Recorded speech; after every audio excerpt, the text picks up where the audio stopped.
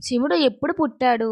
అసలు శివుడికి జన్మ ఉందా? ఈ ప్రశ్నలు అన్నీ ఎప్పటి నుంచో భక్తుల మనసులో ఉన్నాయి. మహావిష్ణువు ఇంకా బ్రహ్మదేవుడు సృష్టిలో ఎంతో ప్రాముఖ్యత కలిగి ఉన్నా శివుడు మాత్రం సృష్టికి అతీతుడు, కాలానికి అతీతుడు. ఆయన ప్రారంభం లేకుండా అంతం లేకుండా నిరంతరం ఉన్న శక్తి. ఒకరోజు బ్రహ్మ మరియు విష్ణువులు గొప్పతనం గురించి వాదించుకుంటూ ఎవరు శ్రేష్ఠుడో తెలుసుకోవాలని అనుకున్నారు. ఈ మహాదేవతల మధ్య నడిచిన వాదన చివరకు ఒక అద్భుతమైన ఘటనకు దారితీసింది. ఆ సమయంలో వారి ముందు ఒక విశేషమైన అగ్నిజ్యోతి ప్రత్యక్షమైంది. ఈ జ్యోతి అంతులేని శక్తితో ప్రకాశిస్తూ బ్రహ్మాండాన్నంతా తేజస్సుతో నింపేసింది. అగ్ని నిలువుగా ఆకాశాన్ని తాకుతూనే భూమిలోకైతే నాటుకుంటూ ఉంది. ఇది ఎక్కడ మొదలవుతుంది, ఎక్కడ ముగుస్తుంది అనే ఆలోచనల్లో బ్రహ్మ మరియు విష్ణువులు మునిగిపోయారు. ఈ జ్యోతి యొక్క అర్థాన్ని తెలుసుకోవడానికి విష్ణుమూర్తి వరాహ అవతారం ఎత్తి భూమిలోకైతే ప్రవేశిస్తారు. బ్రహ్మ అయితే హంసగా మారి ఆకాశాన్ని పరిశీలించారు. తరువాత ఏం జరిగిందో మీకు తెలియాలి అంటే